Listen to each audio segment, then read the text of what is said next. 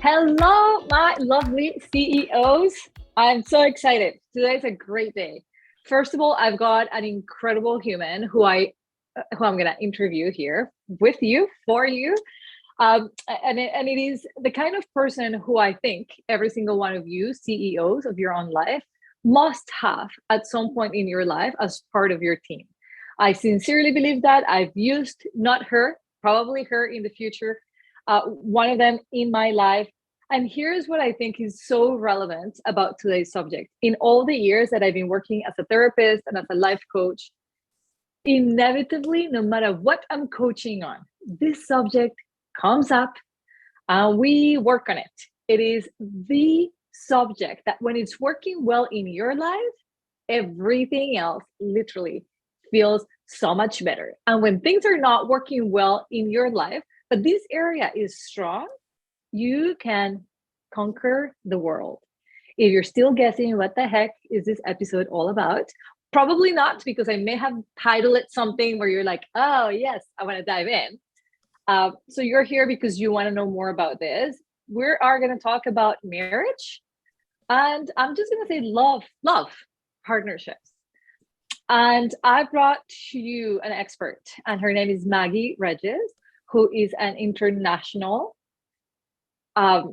master's certified life coach and a modern marriage mentor who specializes in helping driven, ambitious women. So, all of you listening to this episode, to this podcast, create their best marriages without waiting for their partners to change what or adding more work to your already busy life.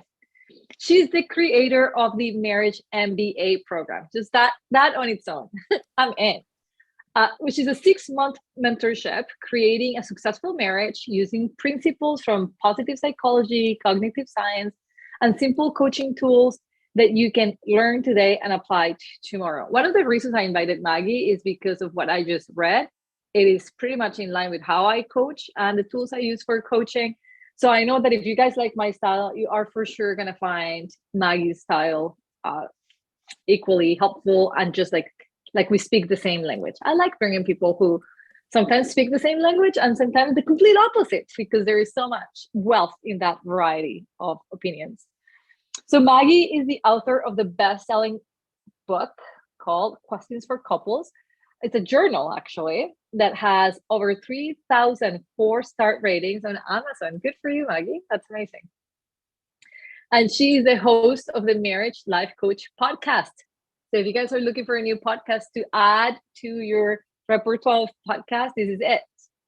And this podcast is consistently ranked among the top 2% podcasts out of over 2 million podcasts tracked by Listen Notes.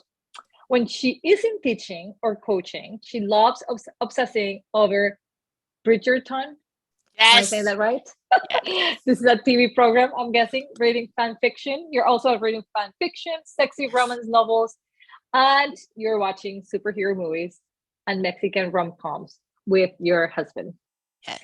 If you want to learn how to stop doing the things that poison the love in a relationship and start doing the things that make love stronger, you can find the tools to create your best marriage at maggiereyes.com. Welcome. Welcome to the Hello. podcast. Woo! A big hug, virtual hug. Yes. I was telling Maggie that we had a massive snowstorm. Now you can see it because I can move my phone, Wow. which is making me record this from my phone. So I apologize in advance if the sound of this episode is not top quality. Listen, I'm showing up even though there's a massive snowstorm, okay? Yes, But Maggie, are you in Florida? I am. And you're There are wearing no a sweater. snowstorms here. This AC, the AC is making it cool for you. The AC makes it cool. The outside is quite warm. That's amazing. I'm a little Yes. jealous. So, welcome to the podcast, Maggie. I'm so happy that you joined me, and I can't wait to pick your brain so that we can share something really powerful to, last time I checked, 100,000 listeners we have now I in love it. the Hi, podcast. everybody. We're so excited to be here. And I love that you're the CEO of your own life. I think that's just so beautiful. I talk a lot about emotional leadership. Like you said, we speak the same language. We may talk about different things, but we speak the same language. And I think it's so powerful to think of yourself as the CEO of your own life. It is, and this is why you're here. This is one of the subjects that I don't that I take very seriously when I'm coaching women especially in my 1 year program, being the CEO of your own life. We absolutely look at the pillar of our relationships, and 9 out of 10 of my clients will be in a committed relationship, call it marriage or lifelong partnership. And it is intertwining to everything else we do. And a good CEO does not neglect a department of her company. Yes. She's fully aware of all of the aspects of her company, and she doesn't care less about one or the other. She knows they're all equally important for the company to thrive. So from that perspective, I was like, my clients, my people need to hear from you, Maggie, because you are the marriage doctor. Not even the doctor. Why would we say that? I think that you come in before the doctor is needed. There's no illness. There might be an illness, and I don't know. But as the CEO, we get to rate that. Yes. Now, I just want to say this, and then I'll let you talk all the talk. But recently, you posted on Facebook something that you heard from a mentor that had to do with either you grow personally or you die personally. I don't remember the exact. Oh, yes. It was my one of my first bosses was, your business is either growing or dying. And then that's how I think about marriage too. It's either growing or dying. Yeah, exactly. So that sent me off into like my own self-reflection. Yeah. And I was like, oh my God, if I had to, I'm about to celebrate next week, I'll celebrate 8 years of marriage with my husband. And I was thinking, I'm like, how would I rate this year of my marriage? Was this a year of growth for our marriage or of death? And sadly, or not sadly, thankfully, my awareness has brought me to realize that this 1 year, if I had to qualify it I would have said it's mostly a year where we invested zero growth into our marriage. It was very plateau. And it made me think, this is such a wonderful reflection, not just for our businesses, but for our health, right? Like we think that our physical health, was this a year where I thrived? Like did my physical and mental health grew, or did it deteriorate? Yes. Because we make decisions on a regular basis that either grow or kill something. And I love that perception. I really do. Yes. Yeah, it was incredibly powerful for me. When I learned it, just as a young person with my mentor at that time, I worked in a law firm and he was just the head of the law firm. And it's just always something that stayed with me. And to everyone listening, it's just like, you could read one thing. You could have just one sentence or one question in your brain, and it could just put you in a whole new direction in your whole life when you slow down enough to listen. That's it. That's it. And so on this basis of that one comment, I think that everybody who's in a relationship, committed in a relationship, we always have the hope of things lasting as long as we can possibly have them, but not just lasting, but being like good, like fun, light, easy, like you enjoy. And so marriage being one of the pillars of our emotional well-being, I would love us to just dive into what do you want to start? What kills marriage? Like, what are some of the things that normally we're doing? Yeah. A poisons that, yes, I like that. It's like, I called in my line of work, I call them weeds, right? Like, what are the weeds that grow in your brain that eventually paralyze you? Yep. So you have to go and garden, de-weed the garden all the time. Marriage, same thing. So should we start there? Like, what are some of the mistakes that we end up making? Like for me, realizing this year, like I spent so much of my time growing my business and supporting my clients, and like having like this personal growth. It was my main focus. And just today I was in a seminar, and one of the questions they were asking is like, what goals you didn't make? And I'm like, the ones I didn't write down. Yeah. And like, it wasn't in my goals to grow my marriage. Like, you just take it for granted at times, right? So that might be one of the things. Yeah. So poison. So one poison is,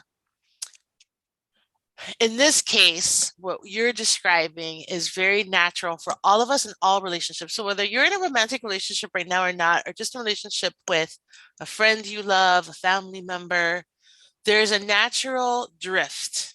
And I quote a lot of the research from the Gottman Institute. They study marriages and have studied thousands of couples over decades. And then they create interventions based on their studies. And one of the things that they have found is that relationships tend to naturally drift. So if everybody imagines the ocean and imagine two bodies in the ocean, unless we're swimming towards each other, if we just follow the waves of the ocean, we're going to drift according to however that ocean is flowing on that day. And we have to intentionally turn towards each other to stay in a relationship with each other, which is why no matter what type of relationship you're thinking about, it could be your marriage, it could be a friend, a loved one, it could be in any capacity.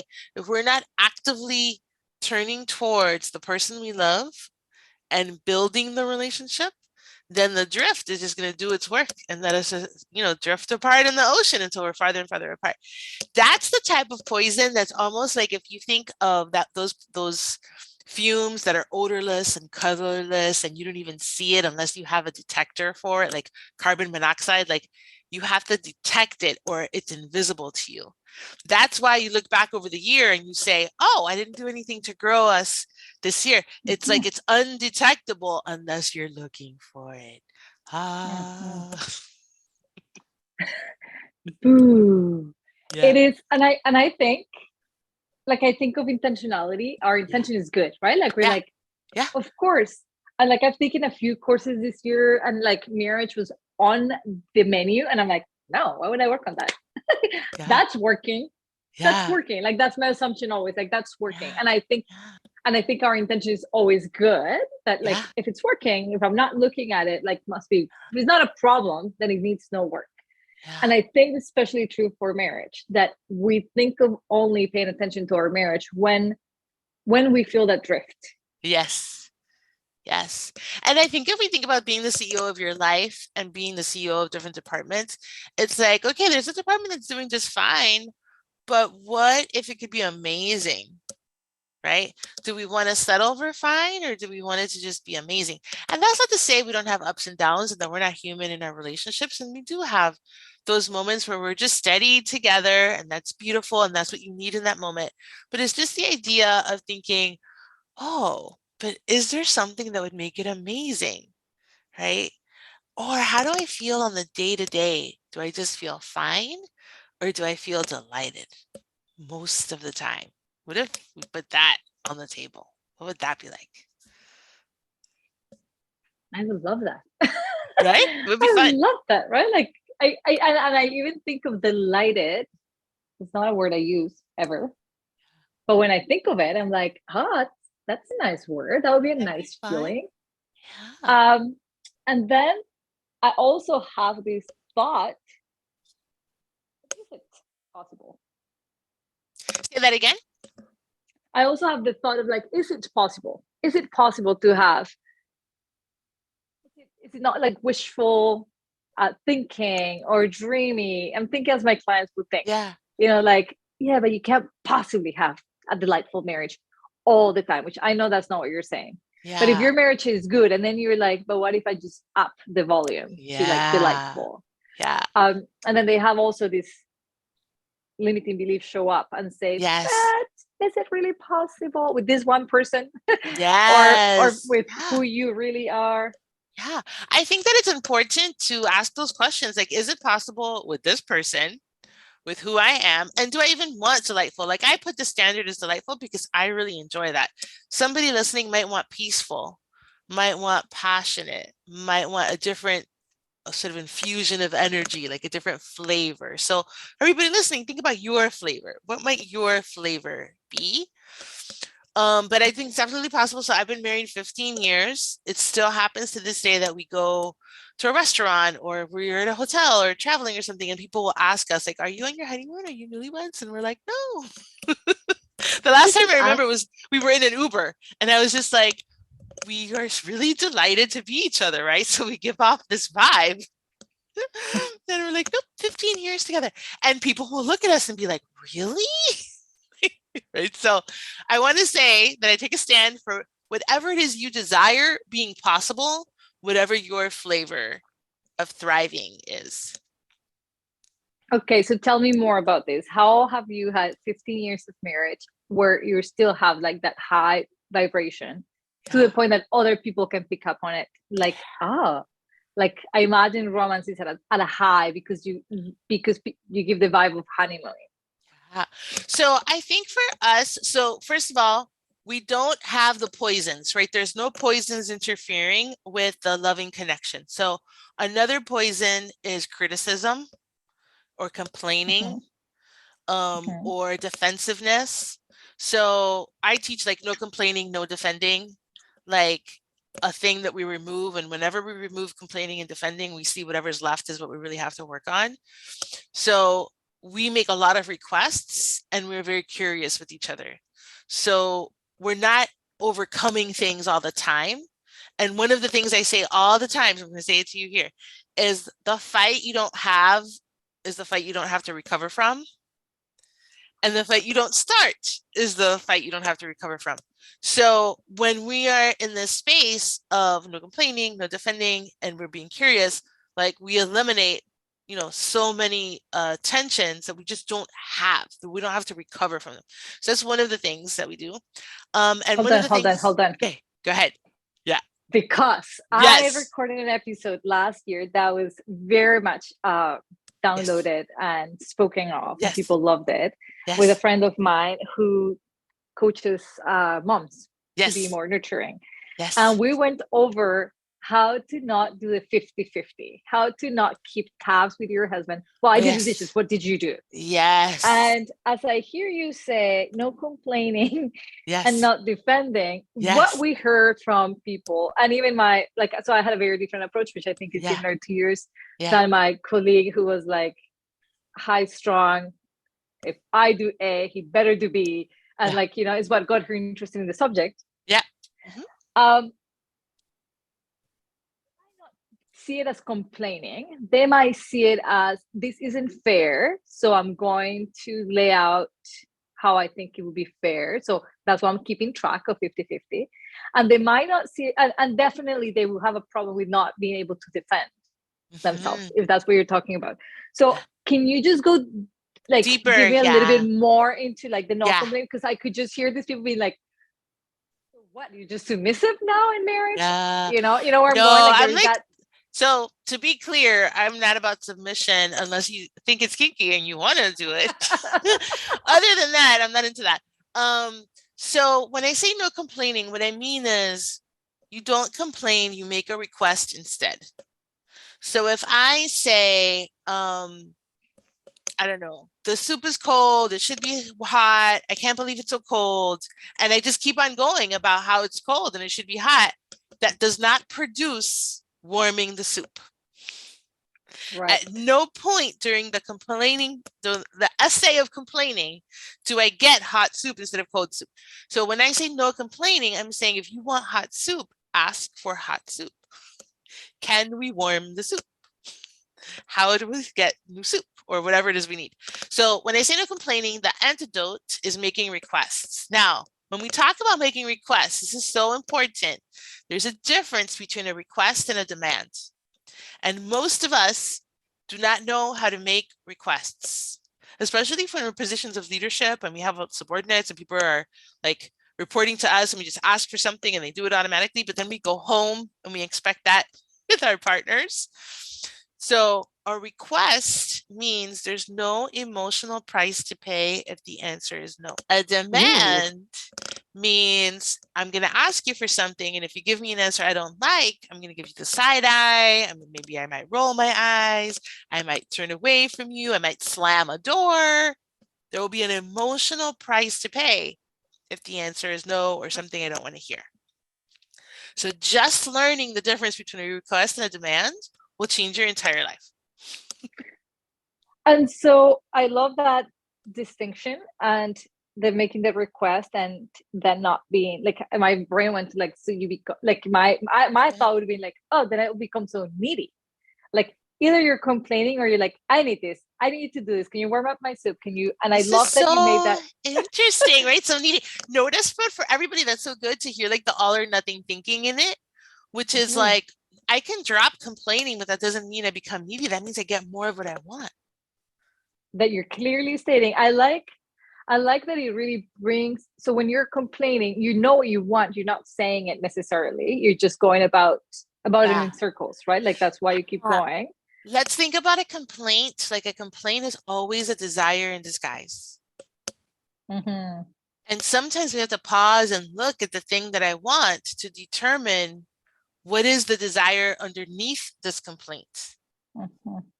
So everybody listening can think about the number one thing that you always complain about right now. Think about it, identify it. So Olga, think about it. You don't have to say it, but you think about it. And then it's like, what is the desire underneath that? What do I actually want when I'm complaining about this thing?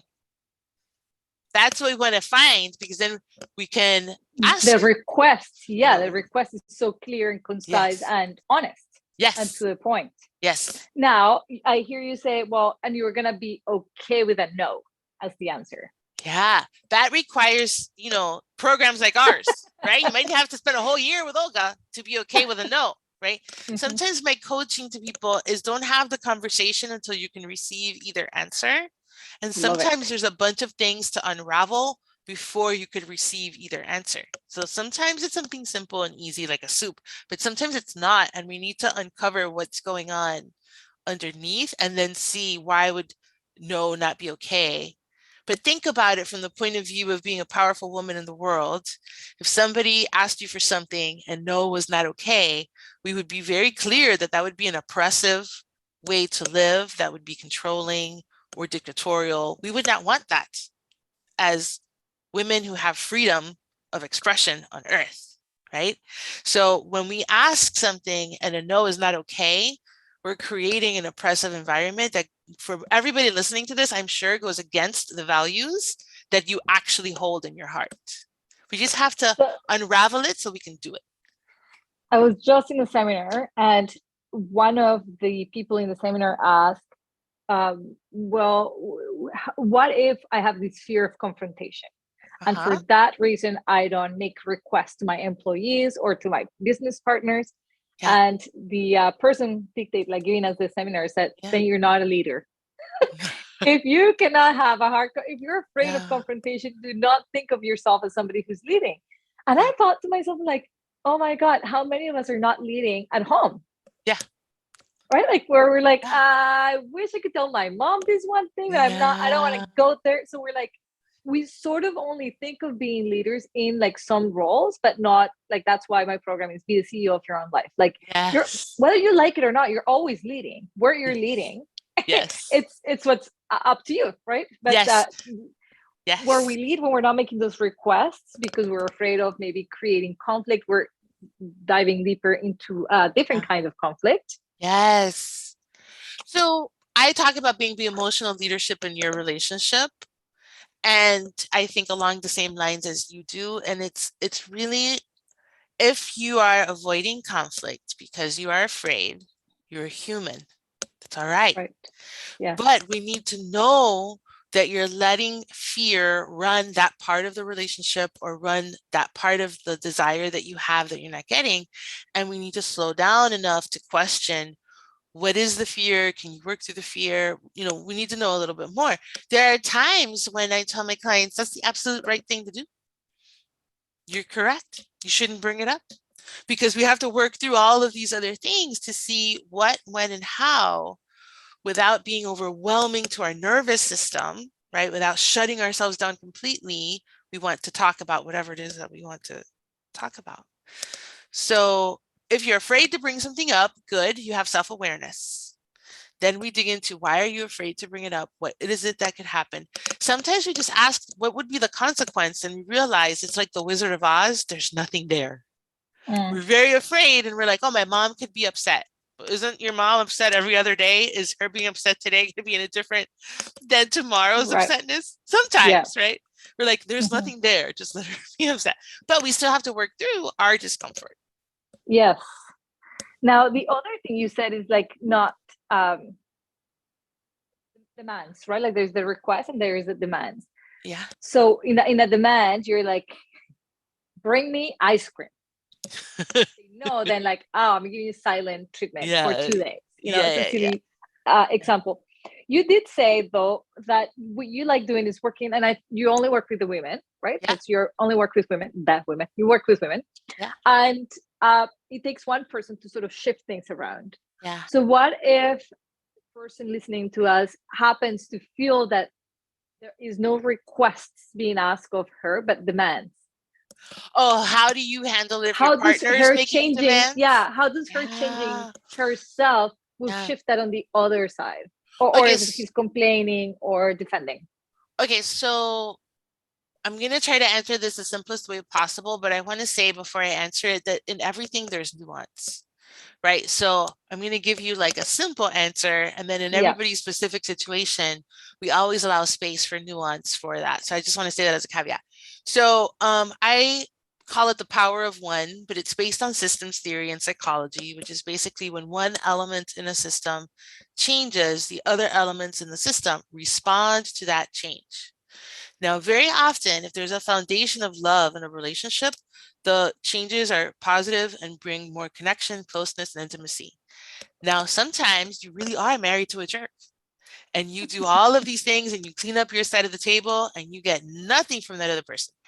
And for me, that's information you want to have. That's data you absolutely. want to collect. So either way, you're growing and you're getting clear. So I call it, get closer or get clear. Love it. I love it. So let's say this specifically with a demand. So you're listening to this and you have someone who's making a lot of demands on you, and you now recognize it because we're talking about it. What do you do about it? First, you clean up your side of the table. You notice anywhere where you are making demands, and you just clean that up. Just so you're in congruence with how you want to be in the world. And you do it for who you want to be in the world, not for the other person. So that's step one. And then when you notice these demands, you get to decide how you want to relate to them, right?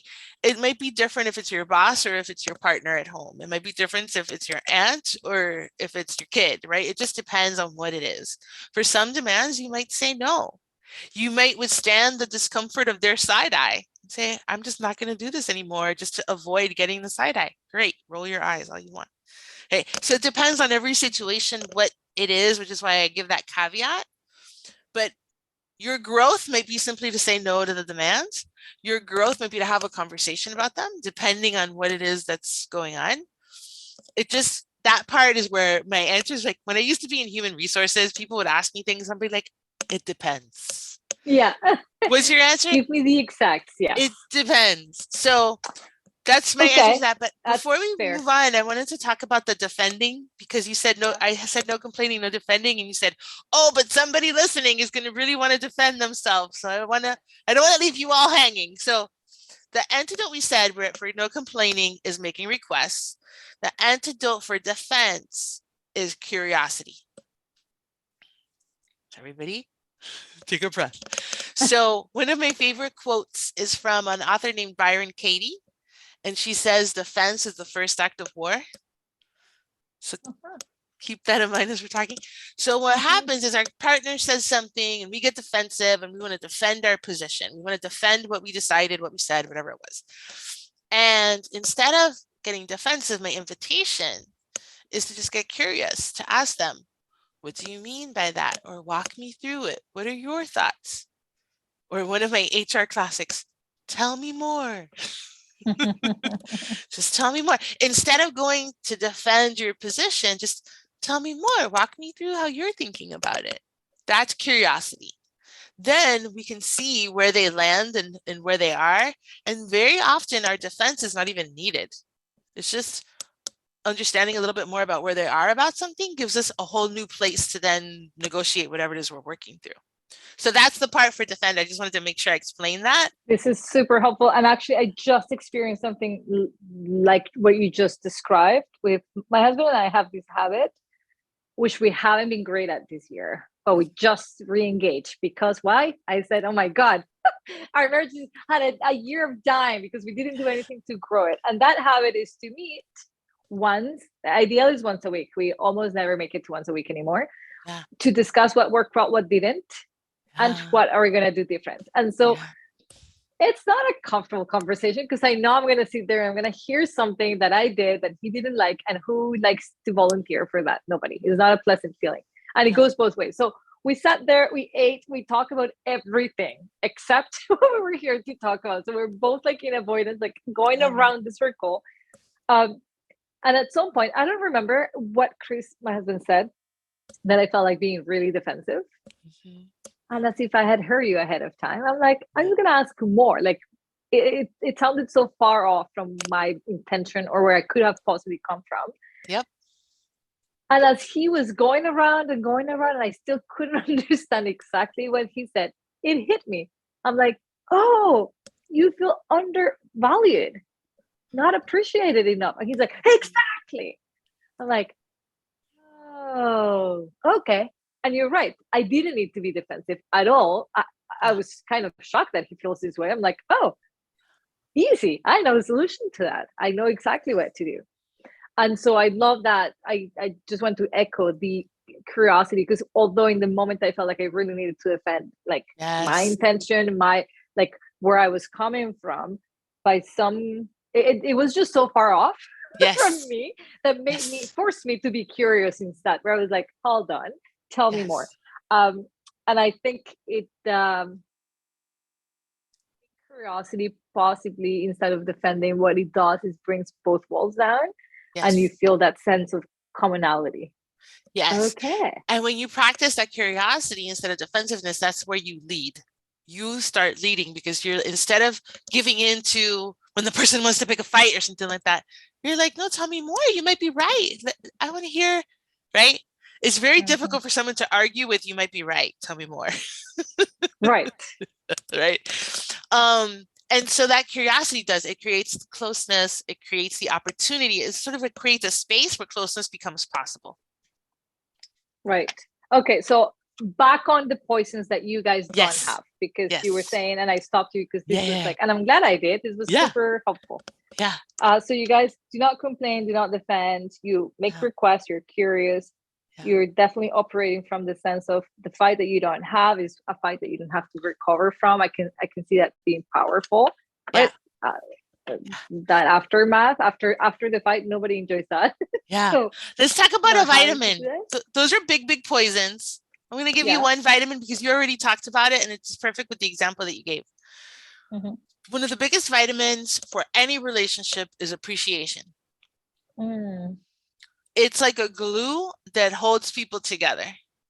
Oh, I talk about like this for boundaries. That's exactly the description I use for boundaries. Yeah. So appreciation is saying thank you, noticing when your partner does something, not just special, but an everyday thing. In so many ways, our partners do so many things that make life easier for us, that we're so used to because they happen all the time, that the moment that we pause and notice them is so powerful for us, because it also cultivates our appreciation of that person. We're like, oh yeah, that is amazing that that person does that for me. So it's its own reward for our own experience. But the more that we express that and create a culture of appreciation in our relationships, it's almost like the more we can withstand when things go wrong, because so many things are going well. So another concept I love quoting from the Gottman Institute is called the emotional bank account. And the idea is simply that you make deposits into the emotional bank account. What is a deposit? An expression of appreciation. Anything that's meaningful to your partner. Deposit, deposit, deposit. What happens is, to bring it back to expanding or dying, like we talked about in the beginning, if we're not actively putting deposits in that emotional bank account and something goes wrong, imagine you go to the bank and there's no money there, you go bankrupt. Yeah. Sorry, I muted myself. My dog was barking. Yeah. That is so, I want to say yes to that. And I am the first one to open up and talk about myself. I think that brings a lot of value to the audience, especially you don't have somebody to coach. You can coach me, Maggie. My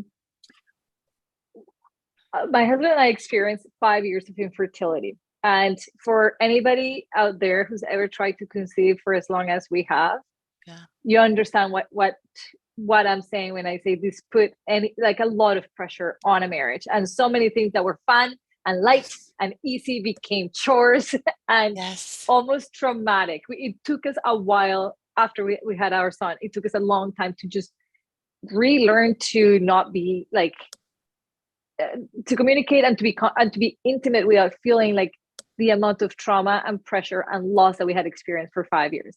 Yes. But throughout that, at the beginning of that phase, not knowing what was causing so much stress to our relationship, Yes.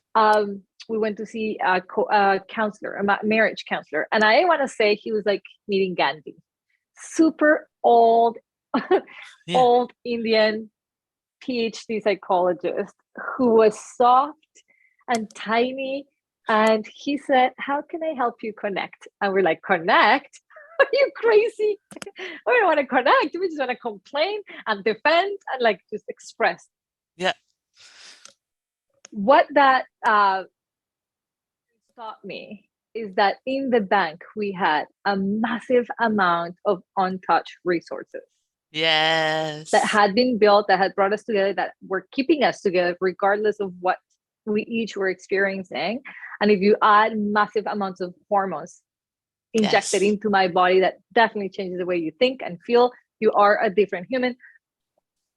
Even in those circumstances of like heartaches and loss and like feelings nobody or nothing has really prepared you to face, what kept us and keep us together through and through was what was in the bank. Yes. And I just wanted to say, this is for anybody listening. Yeah. If you're not reserving in your bank, get on it. Yes. Because this is what's eventually, God forbid, you go through something difficult in your own personal life, like not as a couple, but in life, right? Like we get thrown into hurricanes. And then what do? Having that reserve that helps you think, we've had great years. This must be like, it allowed my husband to think thoughts like, this isn't my wife. This has to be the hormones. Yes. Which bought me time, bought me time in there. And made me aware, like, oh yeah, I wasn't always feeling this way, was I? That's so that powerful. Reserve is so important. Yes, so beautiful. I love the distinction of looking at what's already in the bank. Mm-hmm. That's so beautiful. Like over all the years you've been together, look at how many deposits you've made. You have so much in that emotional bank account already.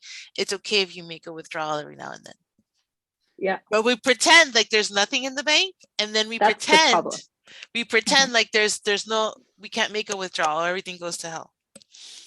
Yes. Yeah. Yes. Why? Okay. So vitamins, appreciation. Is there another vitamin you want appreciation? To this way? I think sexual connection is another vitamin. And when I talk about sexual connection, it's whatever's meaningful to the couple. For every couple, it's different. Yeah. But having some kind of physical touch for most couples is important. Yeah. And I think those two glues, when you have appreciation and you have physical connection, you can work through so many other pieces of your life. Amen. And when you don't have these vitamins, everything else seems like a massive mountain to overcome. And here's what I want to say about this, because this is the number one thing so many people get tripped up off all the time. And I want to hear, Olga, if your clients ever do this, because my clients do this all the time. And I'm like a broken record repeating this. So many of my clients think I have to have this big problem resolved before I can do anything else. So it's like, I got offended in 1987 about that time that we did that thing. And because of this, we can't have brownies. We can't go on dates. There will be no sex for you. Like all of these other things. And what I tell my clients is, wait, we still have to deal with whatever happened in 1987. We're not going to suppress it or repress it or pretend it didn't happen. We still have to deal with it. But in the meantime, instead of this before that, it's this and that. In the meantime, we cultivate friendship and connection, and we do what we can with what we have today while we resolve that, not instead of. I've heard this before. And I would add to this same line of thinking. Yeah. A forgiveness has to come. Like they have to ask, they have to apologize, or an apology has to come before I can forgive.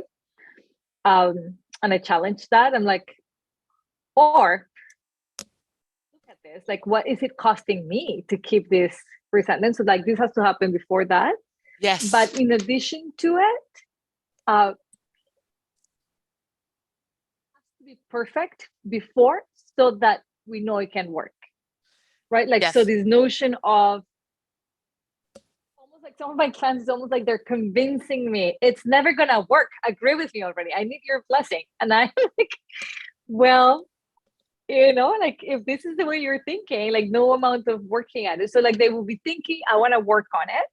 I want to make it better. However, I also think it's impossible to make it better. Does that Yes. like, and so that's when like this happened in 1987 and he's doing this and then that and he hasn't apologized. And so I think that what is in conflict sometimes is like, what are you in this marital counseling, or what are you bringing this up in my case, my sessions? Yeah. I'm not a marital Right. coach. Yeah. I welcome anything that is disturbing their brain Right. to bring into the session. But Yeah. why are we talking about if you end up fixing? If you're done, if you know, like this is, Yes. you've made that decision, this is not gonna work. So it is the either or, right? Like we are the Yes.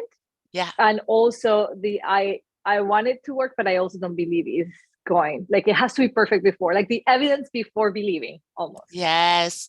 And also the expectation of perfection as if That perfection was the filter that we should use for anything. And perfection is a construct that doesn't exist and that we will never arrive at. And that's another poison.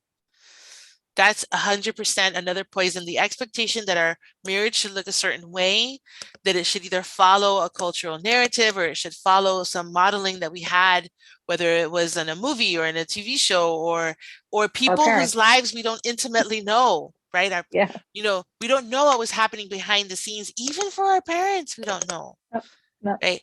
So the idea that perfection is the thing that we're going for, let's just dispel that myth right now. What I would say is what you're going for is, how does it feel to you? Does it feel good to you? What feels good to you? Humans are messy. Life is messy. Anything that is really useful, beautiful, and amazing is messy. Having a baby is messy, but you get a human at the end, right? Chocolate cake is messy, but you get chocolate cake at the end, right? Just acknowledging the messiness of life. I think the perfectionist was, I also coach high Yeah. achieving, Yeah.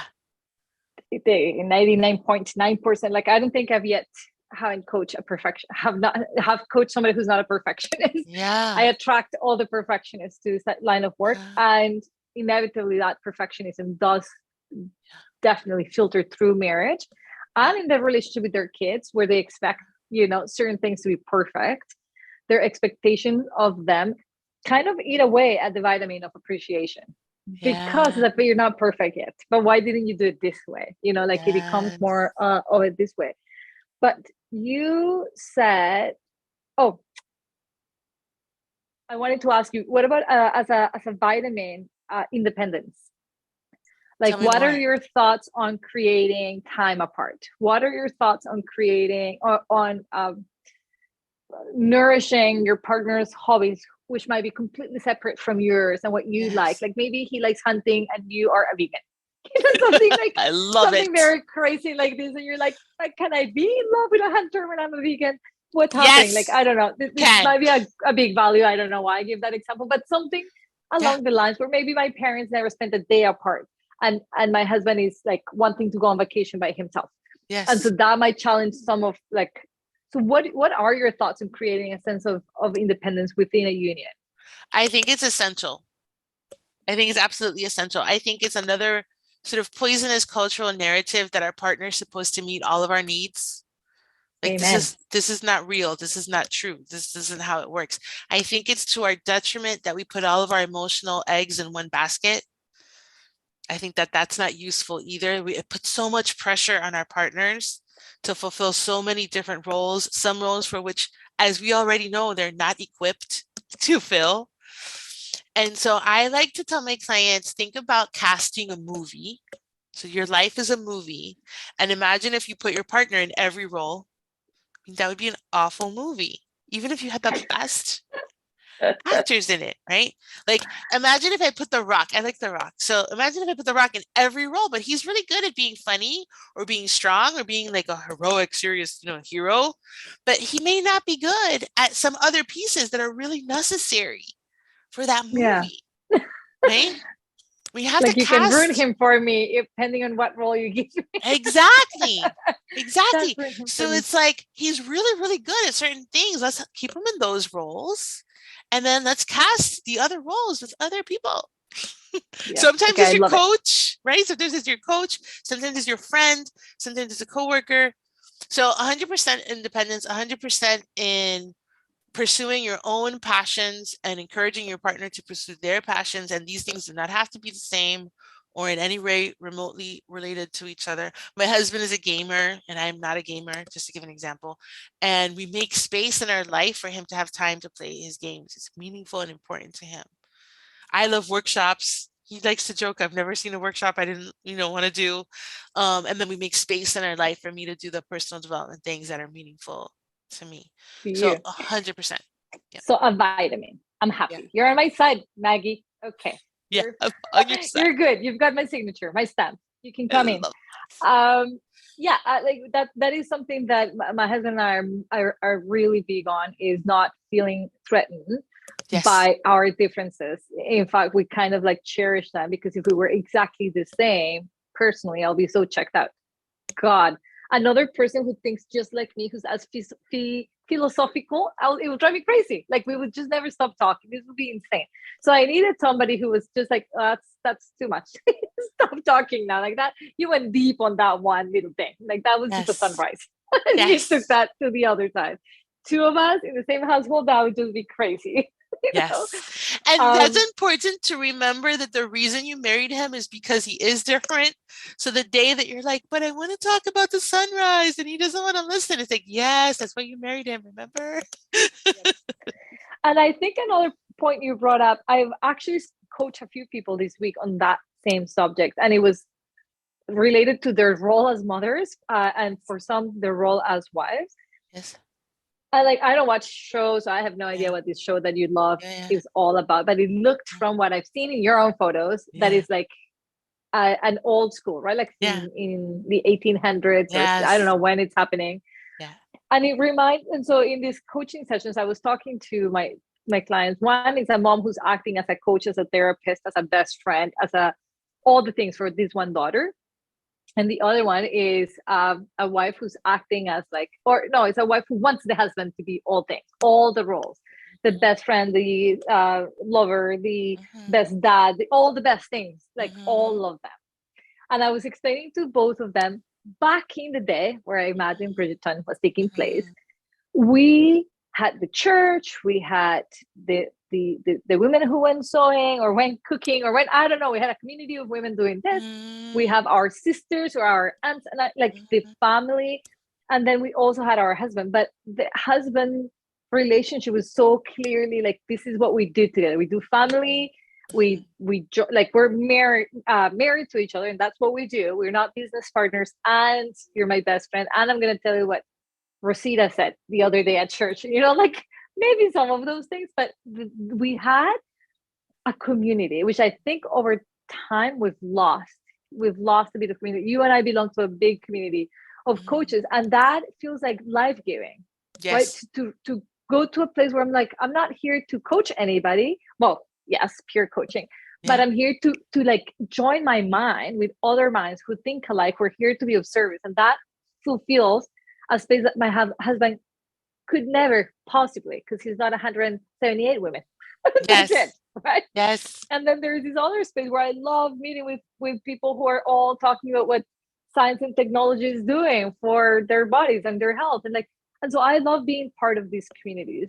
And by doing so, I relieve the people in my life from doing all the roles. Like my needs are being Yes. met.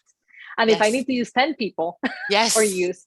like belong to 10 different Yes. communities, I will do so. But I think that going to why we sort of drop the appreciation is we have so many expectations on one human. Yes. We cannot give that vitamin, or why we're going to complaining, defending. We're not really looking after our needs effectively and utilizing other people to help us with it, the community to help us like fulfill, but we give it all to one human, like you were saying, all eggs in one basket. If that basket breaks, Yeah. It's too you much. feel like your life is over. Yeah. So independence is a good vitamin to have. And not because your marriage is going to end, but because you are so much more than what within your marriage. Like you're a whole being and you've got many interests and Yes. many other things. Okay, here's something about independence that I think everybody needs to know. The way that I frame it when I'm talking about this is I talk about desire versus dependency.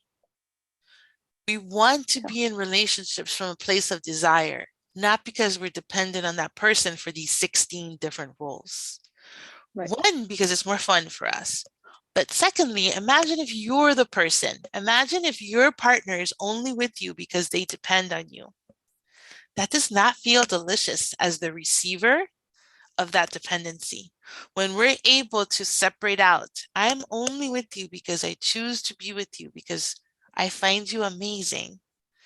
That is the ultimate vitamin, which is why independence, getting our needs met in a variety of ways, having a community of support, all of those things are so powerful and so important. I love it. I also think, I don't know how you feel, but I feel that our clients, the personality that we like coaching, loves to feel needed and wanted.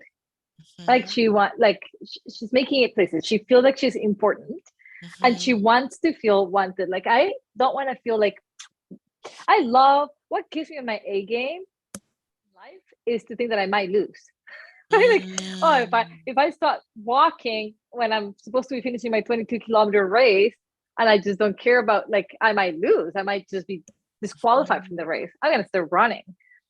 When I feel that my husband is gonna be perfectly okay without me. Like his life will continue. He's gonna be fine. My son is gonna be fine. That keeps me in my A game, so I keep being chosen. Right? Like that's a topic for a whole other one. podcast, Olga. I think that one we have to dig into deeper in a whole other episode. There's a lot that could be said about that. Love it. Love it. But I mean, it's bringing it back to your point of those pockets of independence or spaces apart where the community is helping you or where you're just, your feels are being fulfilled. There is that choice of being in the relationship versus needing, right? Like, and how that feels different. Because like you were saying, somebody who needs you or else, like, you will be in that relationship feeling like you're very important, but in a very different way than if I'm choosing you. And then you still feel really important, but it's a completely different experience. Yes. Yeah. Love it. All right. So those are the poisons. Those are the vitamins. What do we do? What are sort of your secret weapons that we can leave my audience with to begin to invest in growing their marriage? It doesn't have to be like a lot of effort. I can see some people thinking maybe like, oh my God, this is going to be really hard. I don't know how I'm going to be able to do it. Or my husband is never going to buy into it. He has to be on board to do this. What are the small things that we can sort of start doing to sort of not forget that marriage it's not a bad thing that needs work, right? Like people sometimes equate work with negative, bad, shouldn't be this way, it should be easy. Hollywood has certainly told us the idea that marriage has to be the easiest thing on earth or else it's not worth being in it. Yeah. I would say everything we talked about today, obviously, but I think the number one thing to remember is that you create your relationship every day. So if it's not going in the direction that you want to go in, every day is a new opportunity to turn it into the direction you want to go in, and that it starts with you. So if you just kept the thought, it starts with me, and decide, for example, this is also, I like to be evidence-based and intuitive-based, so I mix both. But this is actually evidence-based. So one of the things in the research that the Gottman Institute has done is the rituals of connection. Good mornings and good evenings, like hellos and goodbyes. And so imagine if you woke up tomorrow and you told your partner, welcome to today, I'm so happy you're here. What would that do for the rest of the day for both of you? Right? Or you go to sleep at night and you say, I can't wait to see you again tomorrow. That simple. And those are things I actually say when you say, how come I have the newlywed feeling? Or what is it that we do that is, it's not hard what we do. We just do it all the time. The simple things, very simple things, just done on a regular basis, right? So I challenge everybody listening, if you're in a partnered relationship or with someone that you see in the mornings, tomorrow morning, you say, welcome to today. So glad you're here. And tonight, whoever's around you tonight, you say, can't wait to see you again tomorrow. And just see what happens. I love it. It's simple, like you said. Isn't what is it? Easy isn't always simple. Yeah, I think simple things aren't always easy. Yes. There you go. Yeah. And right, like it's the doing the simple thing over and over and over, like the going back to every night or every morning and say, I'm so glad you're here. Yeah. Welcome to today. Like even thinking for yourself, like today's a brand new day in my marriage. Like how do I want to, like that creating of every day? I love that. I hope all of you CEOs listening, like you actually have creative powers to define, deviate, change, decide where you're going on any given day. And I love the idea of day by day. Yes. The seminar I was in, this guy is extremely successful. He's really well known. And somebody asked, how do you do to keep a healthy marriage while running so many businesses? And his answer was 1 year at a time. Yes. I focus on what, and he actually had all his business plans, which I thought was brilliant. Wife was first it was him. How am I working on myself? And then wife. Wife was second to the work on himself. When he's talking about how to grow a business, I was just like, this is amazing, because they're our closest partners. They're in our everyday. So if we don't work towards that partnership, we're really not. But the not working, I guess my point is that it has results. Yes. If you don't work at the small little thing, then you have big things to work on eventually. And here's something just to like give you my one of my very favorite quotes to just leave this in everybody's minds. It was from the, 17 or 1800s. A man named Samuel Johnson said this. He said, to be happy at home is the ultimate result of all ambition. To be happy at home is the reason we do everything, whether it's the home of our hearts, the home of our minds, the home that we live in.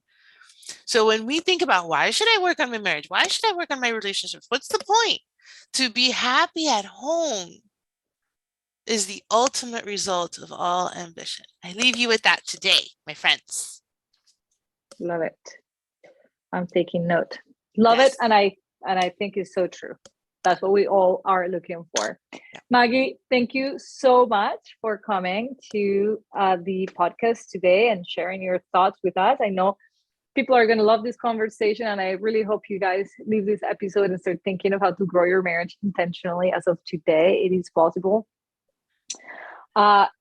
Even when you think it's not, it might be possible to make changes happen within you that might create the power of one. It's funny that you mentioned the power of one. I just recorded an episode called The Power of One, which I refer to my son, who's my one.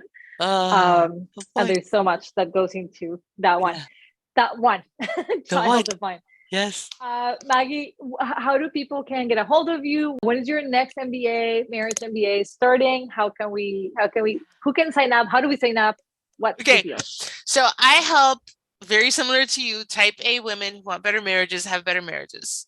The best thing to do is go to maggiereyes.com and you'll see everything that I'm up to. Sign up for my emails. You'll be notified immediately, whatever's open, whatever it is we're talking about at that time. When you're listening to this episode, I would love to hear your favorite takeaways. I'm on Instagram. I'm at the Maggie Reyes on Instagram. Tag me or message me. I want to hear your favorite part. I love hearing what people took away from things. So that's another way that we can stay in touch, and you can follow I give all these little nuggets on my Instagram as well. I love it. And I have to say, you're half Cuban, half Filipino. Is that what you said last time? Yes, I am half Cuban, half Filipino, and all American. And all American. I love it. Yes. So is there any of your coaching in Spanish? That's a great question. Not yet. Okay, same. We're in the same boat, Maggie. I keep getting pressured to produce in Spanish, and I will. I promise. Yeah. Now I've said it out loud. I have to do it. Coming soon. Yes. All right, Maggie, thank you so much. Thank I you. hope everybody took a lot out of this episode. I know I did.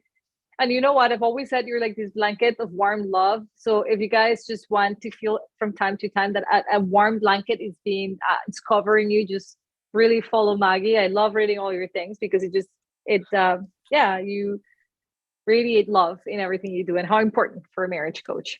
So it's a great person to follow for sure. And like we said, you have your own podcast. That's also where people can Yeah. follow you. All the links are in the show notes. So head over to the show notes, reach out to Maggie. And by the way, let me know as well what you guys enjoyed about this episode.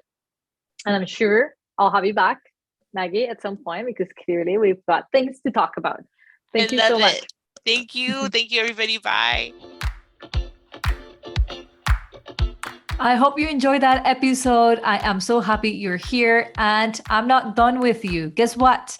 I want to invite you to come join me for 5 days of live coaching and teaching where you and I are going to clean your mind and your mindset from the toxicity of your inner mean voice.